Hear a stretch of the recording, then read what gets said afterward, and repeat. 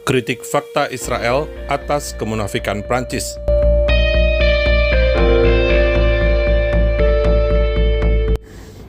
Shalom, saya Monique Rakers dari YouTube Fakta Israel. Bapak Ibu semua, Prancis akan mengakui Palestina sebagai negara pada September 2025. Presiden Prancis Emmanuel Macron mengatakan ia akan menyampaikan pengumuman penting ini di hadapan Majelis Umum PBB. Jadi resmi. Alasan kenapa Prancis ingin mengakui negara Palestina menurut Macron adalah untuk mengakhiri perang di Gaza dan memberikan bantuan kepada penduduk sipil. Nah, Bapak Ibu semua, untuk mengakhiri perang di Gaza, fakta Israel sudah berulang kali mengatakan yang bisa dilakukan oleh Hamas dan seluruh kelompok teroris yang ada di Gaza adalah membebaskan sandera. Hingga hari ini, Sabtu 26 Juli 2025 masih ada 48 sandera. 20 orang hidup. Bayangin Bapak Ibu, kalau mau perang berhenti, bebasin dong sanderanya. Ada atau tidak adanya negara Palestina tidak menjamin terorisme atas Israel itu berhenti. Kenapa fakta Israel katakan hal ini? Pada tahun 1993, Israel memberikan tanah untuk otoritas Palestina sebagai wilayah kekuasaannya di Bethlehem, di Yeriko, di Shechem, di Jenin, Tulkarem. Apa yang terjadi? Teror demi teror masih ada terhadap orang Yahudi dan negara Israel.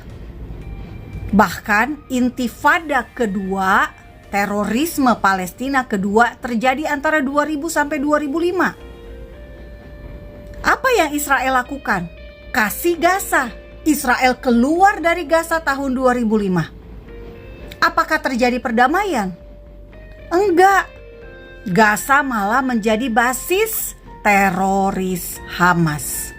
Hamas menang pemilu, Hamas menjadi Pemda di Gaza. Sekarang Prancis mau menghadiahkan negara Palestina yang bertetangga dengan Israel.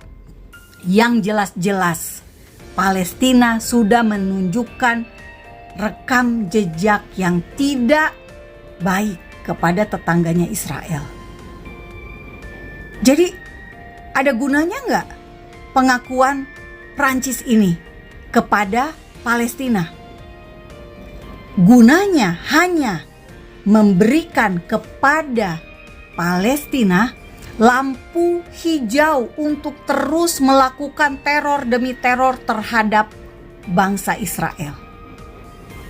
Karena apa? Terbukti di saat masih ada sandera di Gaza saja, Bapak Ibu semua, Macron sebagai presiden Prancis malah mau mengakui negara Palestina.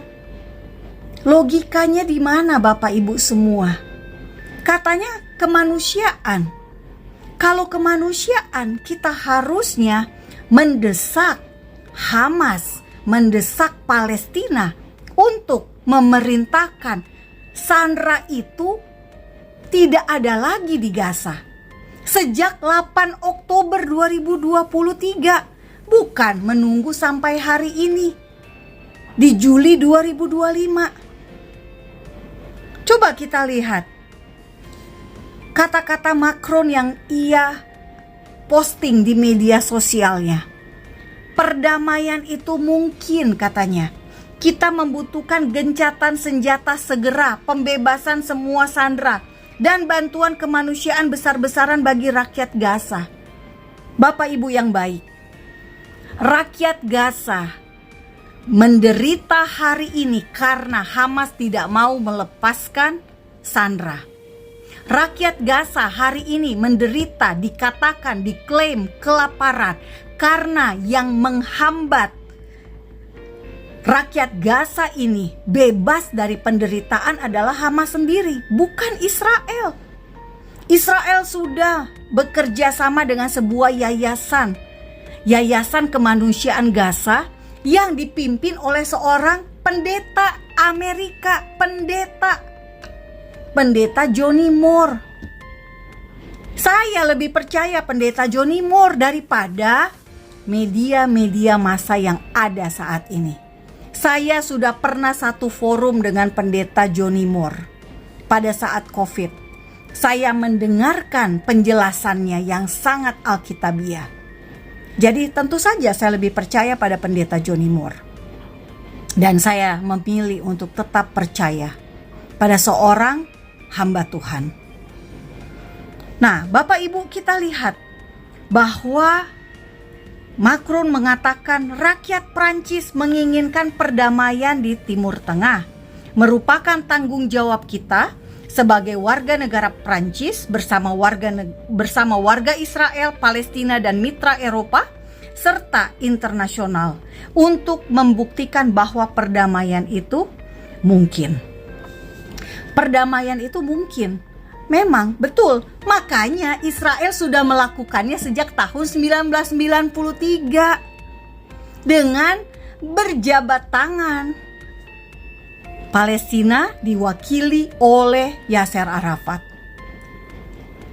Yasser Arafat, Yitzhak Rabin, Simon Peres dapat hadiah Nobel, diganjar hadiah Nobel perdamaian tahun 1994. Tapi habis itu apakah ada damai? Nggak ada.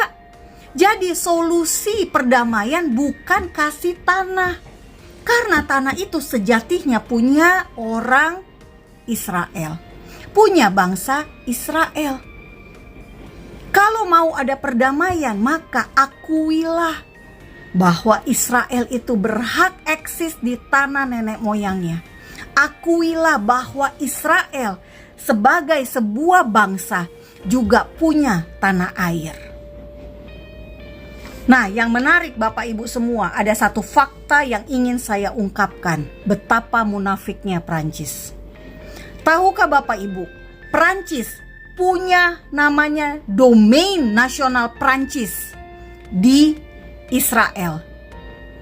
Ini adalah properti yang menjadi milik negara Prancis yang ada di Israel, khususnya di Yerusalem. Meski Israel ini adalah negara merdeka, negara yang menjadi merdeka berdasarkan resolusi PBB 181 tahun 1947. Namun, Prancis punya teritori di dalam negara Israel, yakni pemilikan sejumlah situs-situs yang berada di bawah domain negara Prancis, yakni gereja Paternoster yang terletak di Bukit Zaitun, dan juga ada makam raja-raja yang ada juga di Yerusalem. Lalu ada gereja Santa Ana dan juga biara Benediktin di Abu Ghosh. Nah saudara, artinya kalau situs-situs yang tadi saya sebutkan berada di bawah domain dari negara Prancis, maka bendera Prancis berkibar di situs tersebut. Yang ingin saya sampaikan kepada Bapak Ibu adalah hal ini. Bapak Ibu bisa bayangkan, ketika Prancis merasa bahwa situs keagamaan tersebut adalah milik mereka, maka mereka tidak rela situs tersebut dibawa kewenangan pemerintah Israel, yang notabene adalah penguasa di wilayah tersebut. Sehingga Prancislah yang memiliki domain di tempat itu. Kita bayangkan pemerintah Israel. Prancis aja begitu posesifnya sama situs-situs yang menurut Prancis penting. Bagaimana dengan pemerintah Israel terhadap tanah perjanjian? Harusnya kan ini lebih dari sekedar sebuah situs bersejarah, Bapak Ibu semua. Mohon maaf kalau saya bilang situs gereja Paternoster atau disebut juga gereja doa Bapa Kami, ini adalah sebuah bangunan yang dibuat oleh manusia. Tanah perjanjian adalah tanah yang diciptakan Tuhan dan Tuhan sendiri memberikannya kepada bangsa Israel. Artinya bangsa Israel harus menghormati pemberian Tuhan, harus merawat, menjaga pemberian Tuhan tersebut. Benar gak? Karena itulah bangsa Israel begitu posesif terhadap tanah perjanjian. Karena itu tanah yang diberikan Tuhan kepada bangsa Israel. Nabi Musa diperintahkan membawa bangsa Israel masuk ke tanah perjanjian. Dan tanah perjanjian dibagi untuk suku bangsa Israel oleh Yosua. Wajar kalau Israel sangat posesif, dan itu nyata-nyata jelas tanah yang diberikan Tuhan kepada bangsa Israel. Harusnya Prancis yang punya domain nasional Prancis di Yerusalem memahami betul hal ini.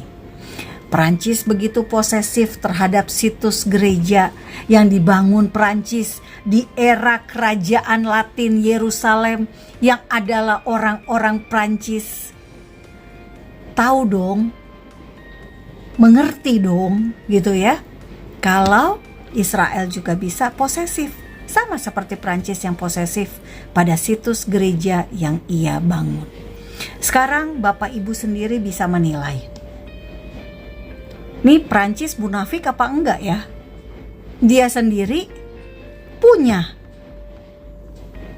area yang berada di bawah pemerintahan Prancis, padahal jelas-jelas itu wilayah Israel. Lucu banget kan? Nah sekarang dia mau bikin negara Palestina di atas tanah Israel yang adalah bukan negaranya sebetulnya. Jadi Bapak Ibu semua, saya berharap Bapak Ibu bisa melakukan perenungan untuk memahami situasi yang terjadi akhir-akhir ini. Bapak Ibu, iblis adalah bapak segala dusta yang datang hanya untuk mencuri, membunuh, dan membinasakan. Iblis tugasnya hanya untuk menyesatkan. Jika kita tidak hati-hati, maka kita akan menyesatkan diri kita sendiri, membingungkan diri kita sendiri. Jika melihat situasi yang ada di dunia ini tanpa bersandar pada Alkitab, tanpa rujukan dari Alkitab kita, maka kita akan menjadi orang yang tersesat. Patokan kita bukan pemerintah Israel, bukan pemerintah Palestina, bukan pemerintah Prancis Bapak Ibu, bahkan juga bukan PBB. Patokan kita adalah Alkitab. Selama Alkitab itu mengatakan tanah Israel yang ada saat ini dan dahulu itu adalah kelanjutan dari tanah perjanjian, maka kita mengamini hal tersebut. Mungkin Bapak Ibu bilang fakta Israel ini fanatik banget. Kenapa sih harus segitu fanatiknya? Bapak Ibu, Alkitab kita menuliskan tentang Israel, menuliskan tentang tanah perjanjian jauh sebelum ada PBB, jauh sebelum ada Prancis, jauh sebelum ada Palestina. Ngapain bingung? Orang mau bilang kita fanatik, mau bilang fakta Israel fanatik, itu urusannya dia dengan Tuhan. Sama, saya juga fakta Israel. Berpatokan pada Alkitab, itu urusannya saya dengan Tuhan. Saya hanya menyampaikan kebenaran. Jangan gak suka sama orang yang menyampaikan kebenaran. Justru Anda harus marah pada orang yang menyampaikan misinformasi dan kebohongan yang menyesatkan Anda. Kalau Anda masih bingung juga, baca Alkitab, minta Roh Kudus memberikan pengertian. Karena Bapa kita di sorga sangat murah hati.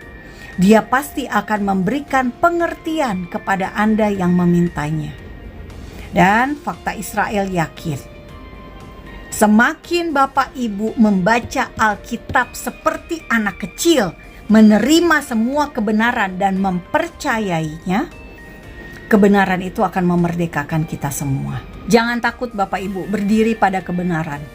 Tuhan yang membela kebenaran. Karena Tuhan sendiri, Yesus sendiri mengatakan, aku adalah jalan, kebenaran, dan hidup.